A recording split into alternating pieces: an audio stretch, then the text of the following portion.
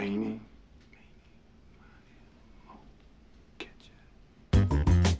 Of all of the scenes to be analyzed or worshipped over from this 1994 movie you may have seen or heard of, there's one scene that seems to fall by the wayside. The diner scene, In the back. the other diner scene, or the hotel scene, Hey, keep chilling. or the wolf scene Let's get down to brass tacks, gentlemen. are usually the ones that get all the love and attention for how funny and how rewatchable they are. Those are the memorable ones. But if you were to ask someone who's seen this movie to think of the scene that stayed with them the most, the first thing to come to mind wouldn't be one of those scenes. The first thing to come to mind would be the pawn shop scene, whether they'd like to think about it again or not. A scene that for some odd reason I can't put my finger on disturbs a couple of people. It's the scene that single-handedly tarnished the reputation of local pawn shops across the world. A scene that very well may be lots of people's actual worst nightmare. A scene that feels like it belongs in a different movie, some kind of horror movie. But it's in that which makes it so incredible. It's a scene that if you cut from the film would ruin it entirely. And it's a scene that might just be the best singular encapsulation of the kinds of filmmaking in which Tarantino excels at. It's Pulp Fiction's most defining scene. Yeah, well, that's just like, your opinion, man. After spending some time sneaking back to his LA apartment to grab his father's special watch, eagerly on the lookout for any potential gangster who may be out to get him, fresh off of murdering one of the protagonists of the movie, Butch Coolidge is home free, thinking about the luxurious days that lay ahead. Keep underestimating. Until all his luck comes to collect its debt. The biggest gangster in the city, who is prepared to scour the earth for that motherfucker, while carrying a box of donuts from the local coffee shop, sees that the beginning to an absolute thrill ride of a sequence that starts in the world's lamest foot chase, which leads into the doors of a quaint little pawn shop. But as Butch prepares to blow the brains out of his arch nemesis, it seems as though he is the one this time to underestimate his opponents. Hold it right there, goddammit. And so did we. Yeah, the spider just caught a couple of flies. A good majority of movies that come out, all right, you pretty much know everything you're going to see in the movie by the first 10 or 20 minutes. Now, that's not a story. A story is something that constantly unfolds. I'm not talking about like this quick left turn or a quick right turn or a big surprise. I'm talking about it unfolds. So when a cop shows up at the scene, we begin to think the law might be coming into the picture to deal some justice to these vile characters. But no. Tarantino isn't interested in letting you get comfortable in movie genre familiarity. The gags should probably do the trick in letting you know that something isn't quite right. This cop, in fact, showed up to deal out something far, far different. Bring out the gimp. I think the gimp's sleeping.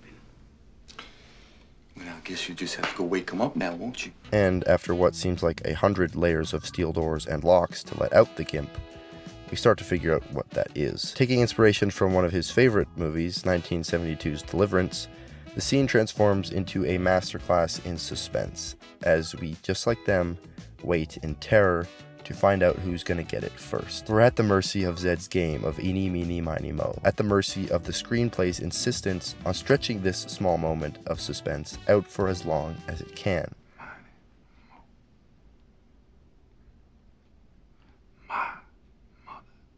And we get this momentary sigh of relief as the villain gets chosen first, to which the scene then transforms from a masterclass in suspense to a masterclass in horror, shutting the door behind Butch, shutting the door behind us, the audience, as we are left with no choice but to, against our will, imagine the horrific things that might be happening behind that door.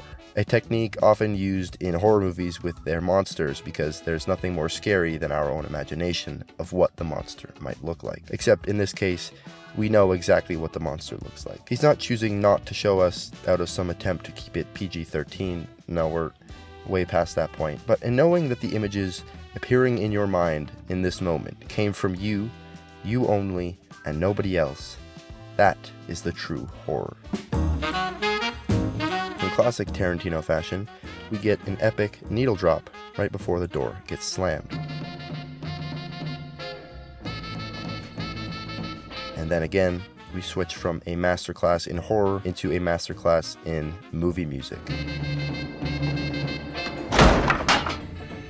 And the grungy saxophone theme starts blasting. The way the music is heard from this point on suggests that it is what's called diegetic music. Music in a movie where the music is actually in the scene instead of an overlaid soundtrack, like a radio or a TV.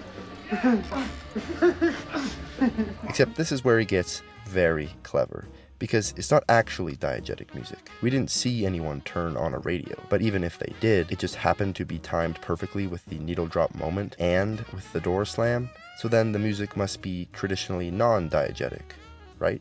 Well, ladies and gentlemen, is it too much to ask for both? What makes the music in the scene so ridiculously good for the scene is that it's actually diegetic and non-diegetic at the same time. This really dirty, grungy, almost growly saxophone sound suits the absurd nature of the scene to perfection, because you want to jam to this music. Except when you realize who is jamming to this music, you realize you probably shouldn't, and then you have to sit with that for a while.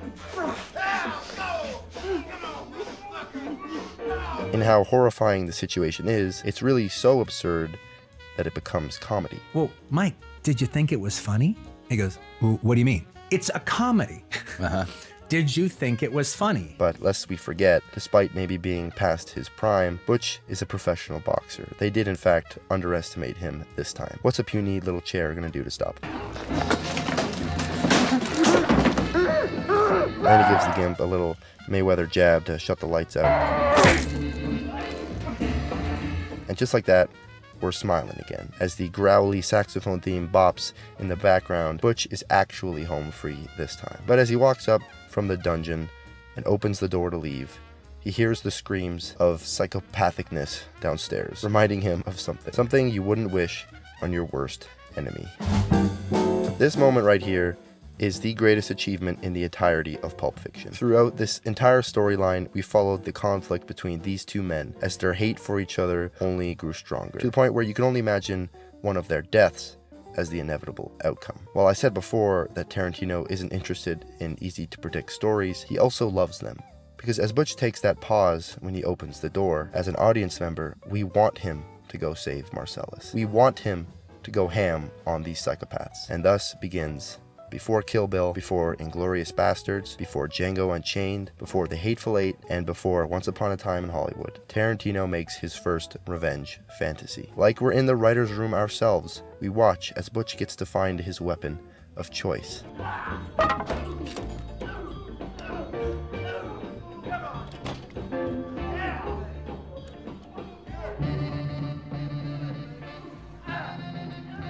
And the scene again, for the third time, switches genres, becoming what I can only describe accurately as a superhero story. With each weapon pulled from the shelf, just like how we were left to imagine the horrific scenes behind that door, we are left to imagine what killing these guys might look like with that weapon. Except this time, it's very much not against our will. A moment like this moment, where he settles on the samurai sword. It's the kind of moment that makes me wish I could have seen this in the theater with a bunch of people as they cheer at the screen with 100% delight. Tarantino purposely didn't let us see what was behind that door for a reason. He wanted us to wait for it to be a special moment where we open it together with joy and watch as two enemies overcome their differences, coming together against a common enemy. A story of second chances, which is what Pulp Fiction is all about. Although I do wonder if Marcellus can keep his word once he finds out what Butch did to his man in Amsterdam just 30 minutes earlier.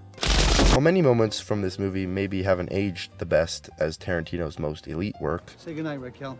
Good night, Raquel. the pawn shop scene only gets better with each viewing. It's the scene that just might be Pulp Fiction's most defining and very best. While I would certainly be understanding with anyone who'd rather not watch this scene again, I think it's that very thing that's kept it by the wayside of people's Pulp Fiction acclaim. It's a scene so good, it could even work as a short film on its own. You hear me talking, hillbilly boy? I ain't through with you by a damn sight. I'ma get medieval on your ass. Subscribe to hear me do this about classic and new movies on the regular. Shut the fuck up, Donnie.